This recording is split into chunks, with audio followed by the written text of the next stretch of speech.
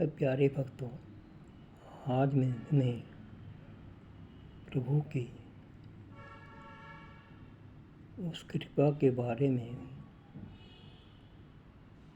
बताना चाहता हूँ जो प्रभु की कृपा करोड़ों अरबों में से किसी एक आधे के भी प्राप्त होती है। यूँ तो प्रभु के अनेक भक्त हुए हैं।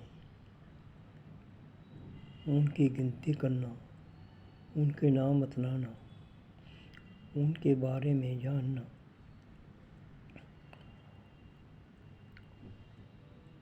असंभव ही है, क्योंकि प्रत्येक युग में प्रभु के भक्तों की संख्या करोड़ों अरबों में रहती है। उन पर प्रभु की कृपा तो रहती है। प्रभु आज तक प्रभु ने जिन दो भक्तों पर कृपा की है वह तो अपने आप में एक अनूठी ही बात है। त्रेता युग में श्री राम ने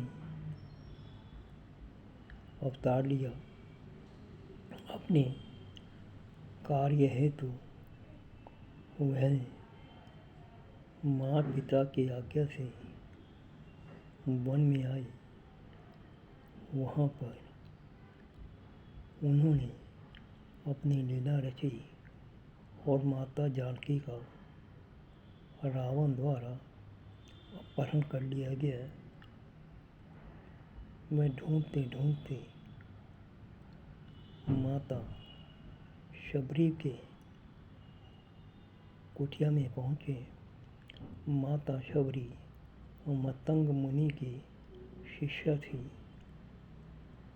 पूर्व जन्म में वह एक राजकुमारी थी। एक बार धार्मिक मेले में जब वह गई तो उस महारानी के सेवकों ने उसे आम भक्तों से मिलने जुलने से मना किया, क्योंकि उनकी सुरक्षा का प्रश्न था। राजकुमारी ने प्रभु से यही वरदान मांगा था, हे प्रभु, ऐसी राजकुमारी बनने से भी क्या लाभ जो मैं तेरे भक्तों से, अपने मित्रों से ना मिल सकूं। जब मेरा पुनर्जन्म हो तो मुझे अपनी दासी बनाना।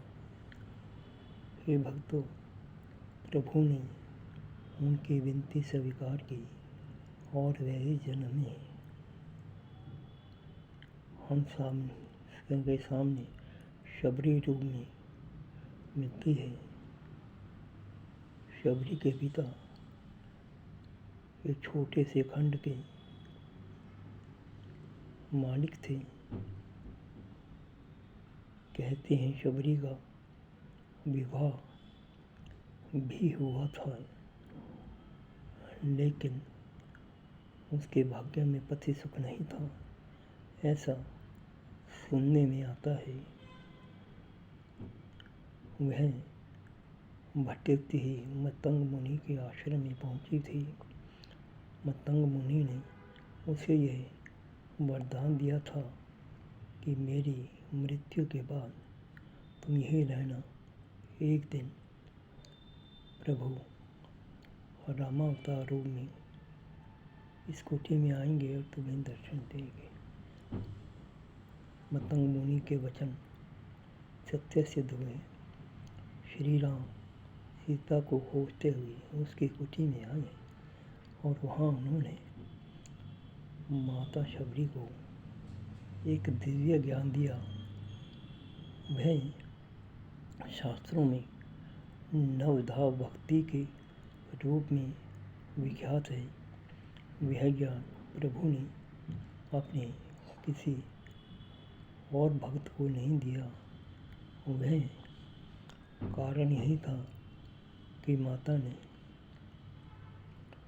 हर पल हर क्षण प्रभु का ही ध्यान किया था। उसे ऊंच नीच, निंदा, अपमान, सम्मान का कोई भी भाव शेष नहीं रहा था। वह तो उन्हीं की याद में खोई रहती थी।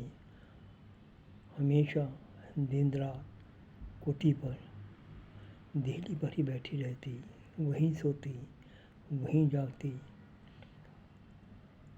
जीवन यापन के लिए जो भी फल वन में प्राप्त होते वह वही खाती थी और उसने कभी कुछ नहीं कहा। इसी श्रेष्ठ गुणों के कारण श्री राम ने उनको न भक्ति का ज्ञान दिया। दूसरे भगत जिनको प्रभु से ज्ञान की प्राप्त हुई वह द्वापर युग में हुई और वह थे पार्थ यानी अर्जुन। अर्जुन को भी श्री कृष्ण ने ज्ञान एकाएक नहीं दिया। जब महाभारत का यानी कुरुक्षेत्र का युद्ध हुआ तब उन्होंने उसे सत्य मार्ग पर लाने के लिए गीता का ज्ञान दिया। यह गीता का ज्ञान इस धरती पर तो विख्यात है ही, तीन लोक में जो गीता का ज्ञान है वह श्रेष्ठ है, अति उत्तम है। उस ज्ञान को तो देवता भी प्राप्त नहीं कर सकते। उन्हें आज तक भी उस ज्ञान की सही परिभाषा ज्ञात नहीं है। कहते हैं किसी काल में गीता का संदेश प्रभु ने इंद्र को दिया था, लेकिन वह भी उस ज्ञान को पूर्णतया नहीं समझ पाए थे। अर्जुन को योग्य समझा, उन्होंने उन्हें गीता का ध्यान दिया। यही श्रेष्ठ दो पुरुष जिन्होंने परमात्मा के मुख से परमात्मा की वाणी को सुना है। धन्य है वह दोनों भक्त शबरी और अर्जुन। जय सिया राम।